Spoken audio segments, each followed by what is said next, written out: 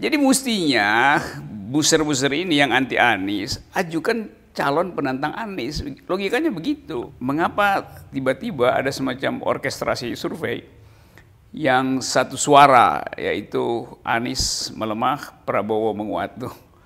Nggak ada gunanya sebagai informasi politik, saya nggak anggap ya, itu. Kalau saya Anies bilang silahkan bully sebanyak-banyaknya sehingga kalian lupa untuk mengajukan calon penantang saya tuh. Ya, Anies udah main TikTok aja tuh.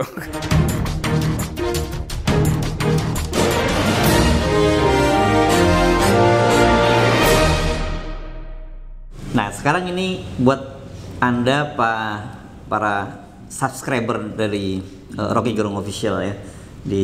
Mereka ada permintaan nih, Bung Rocky.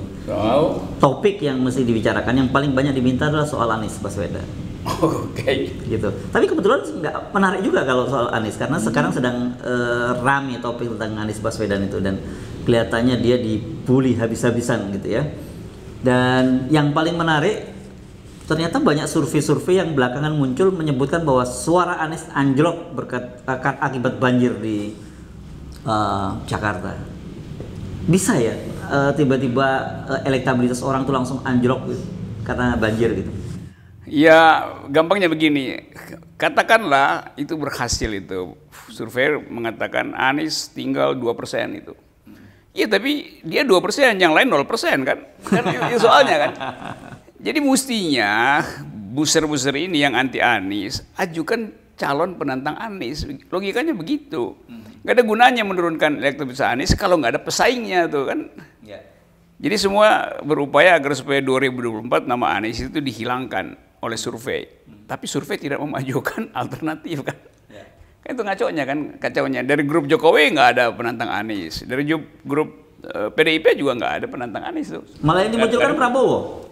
Ya Prabowo dimaksudkan sekedar untuk mungkin harus diucapkan lebih dahulu karena partainya besar, padahal belum diuji nanti di pilkada selama 2020 ini berapa persen penurunan Gerindra tuh.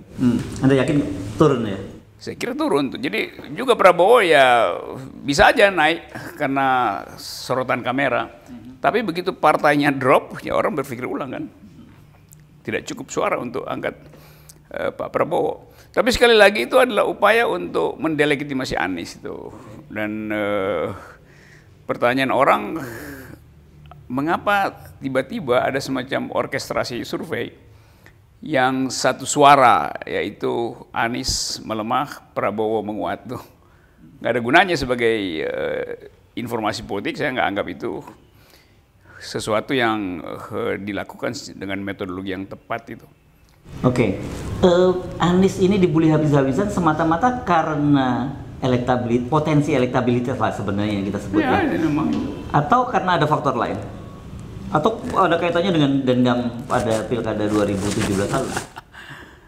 Pokoknya gampangnya Anies itu udah ada di list, ada di top of mind dari pemilih. Dijungkir balikkan pun itu nggak ada efeknya kalau tadi dia tidak dihadirkan di dalam rangka gitu. Tantang menantang. Jadi ini kayak orang panik terus ingin agar supaya melarang mobil masuk, padahal dia sendiri nggak punya mobil tuh, jadi jalan kaki masuk ke gang gitu kan itu analoginya kira-kira begitu. Nah ini kecemburuan begini hanya karena banjir, dan kita tahu banjir ini juga tanggung jawab presiden, karena presiden yang janji buat atasi banjir, dan kita tahu ini siklus yang memang 150 tahun dia akan tiba. Jadi banyak betul problem yang ecek-ecek sebetulnya, yang secara teknis semua orang tahu, tapi itu dikaitkan dengan 2024, kan ajaib kan, para penghalang demokrasi. Jadi bukan hanya banjir, mulai Formula E sampai macam-macam anggaran dan sebagainya, pokoknya apapun. Iya, pokoknya deanisisasi itu, deanisisasi. Tapi deanisisasi mesti ada countervailing force-nya tuh, dan itu yang nggak terlihat kan. Jadi pertanyaannya, demi apa itu dilakukan kalau penantang Anies tidak dimunculkan? Hanya downgrade saja ya? Iya tuh, kayak orang baper, kayak apa namanya, mantan yang cemburu lalu dia jelek-jelekin, dia sendiri nggak bisa dapat penggantinya kan. Jadi kalau Anda jadi Anies, kira-kira apa yang Anda lakukan dalam situasi semacam itu? Ya Anies udah main TikTok aja tuh. Apa namanya, main TikTok namanya Pak. Oh, TikTok.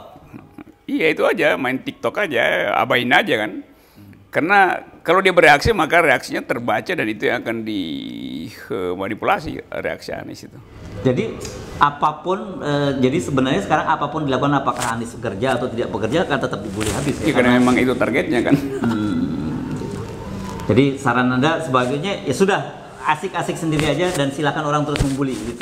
Ya kalau saya Anies bilang silakan bully sebanyak-banyaknya sehingga kalian lupa untuk mengajukan calon penantang saya tuh, gitu aja.